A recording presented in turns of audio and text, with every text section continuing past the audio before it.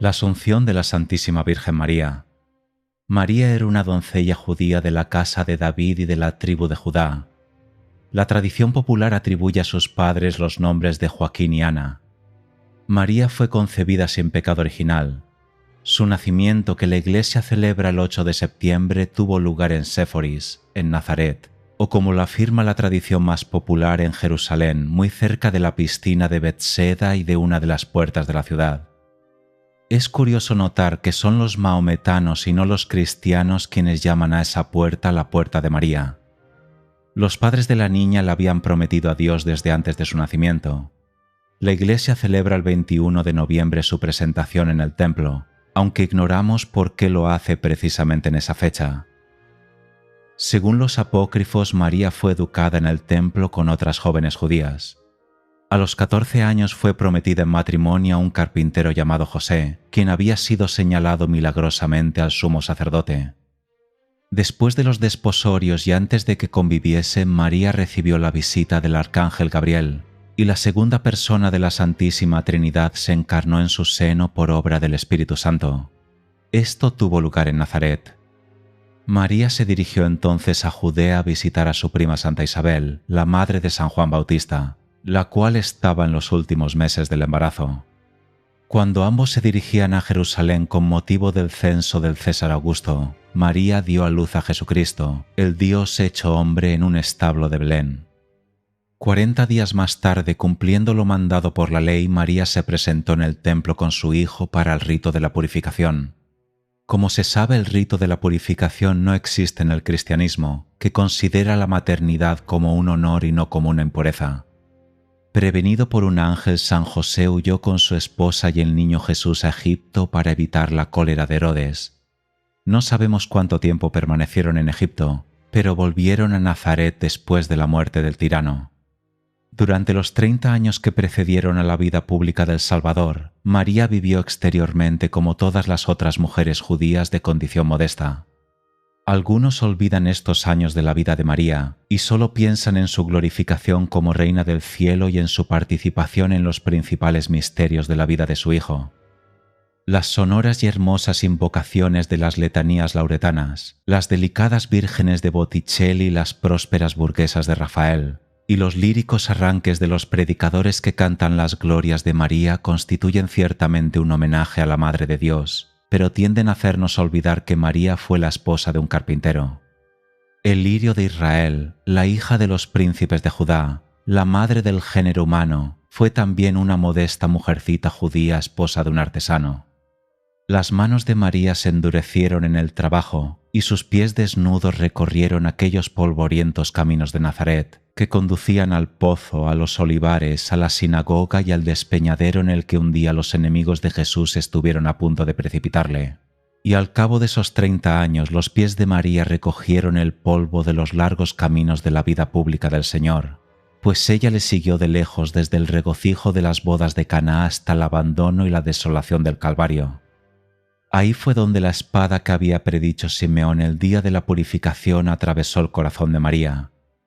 Desde la cruz Jesús confió a su madre a San Juan, y desde aquella hora el discípulo la tomó por suya.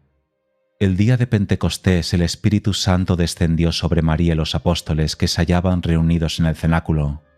Esta es la última ocasión en que la Sagrada Escritura menciona a María. Probablemente pasó el resto de su vida en Jerusalén, y durante las persecuciones se refugió con San Juan en Efeso y otras ciudades. María es la Madre de Dios porque Jesús es Dios. El concilio de Efeso condenó el año 431 a quienes negaban esta verdad. María fue virgen antes y después del parto, y permaneció virgen toda su vida, según lo afirma la tradición constante y unánime de la Iglesia. El concilio de Trento afirmó expresamente que María no había cometido jamás pecado alguno.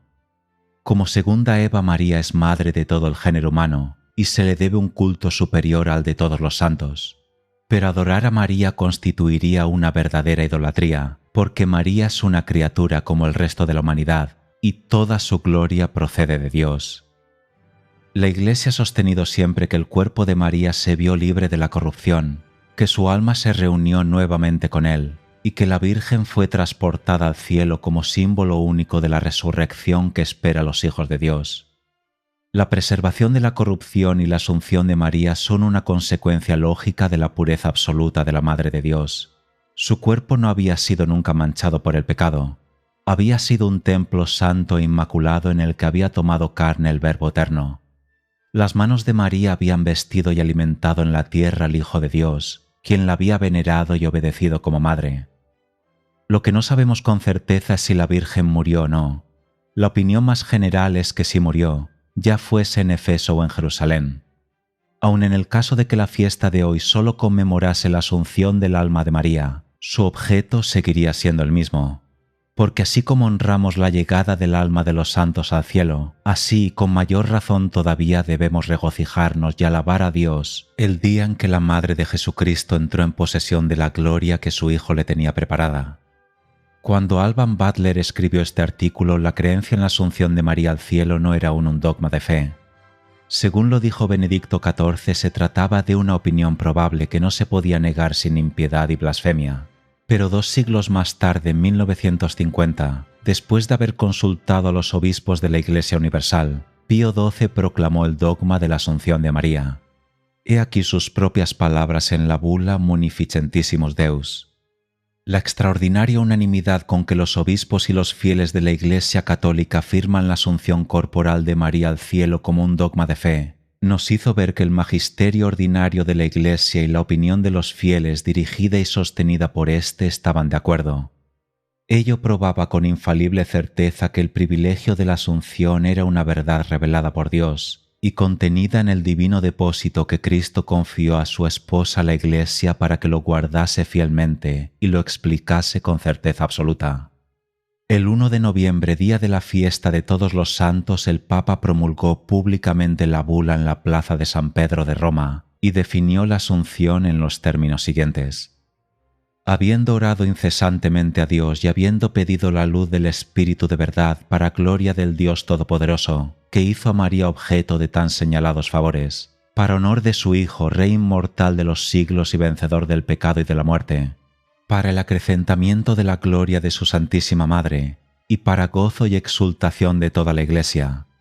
Nosotros, por la autoridad de nuestro Señor Jesucristo y de los bienaventurados apóstoles Pedro y Pablo, y por nuestra propia autoridad, declaramos y definimos que es un dogma divinamente revelado que la Inmaculada Madre de Dios, la siempre Virgen María, fue asunta en cuerpo y alma a la gloria del cielo al terminar su vida mortal. La fiesta de la Asunción es por excelencia la fiesta de María, la más solemne de cuantas la Iglesia celebra en su honor, y es también la fiesta titular de todas las iglesias consagradas a la Santísima Virgen en general. La Asunción es el glorioso coronamiento de todos los otros misterios de la vida de María. Es la celebración de su grandeza, de sus privilegios y de sus virtudes que se conmemoran también por separado en otras fiestas. El día de la Asunción ensalzamos a Cristo por todas las gracias que derramó sobre su Madre y sobre todo por la gloria con que se dignó coronar esas gracias.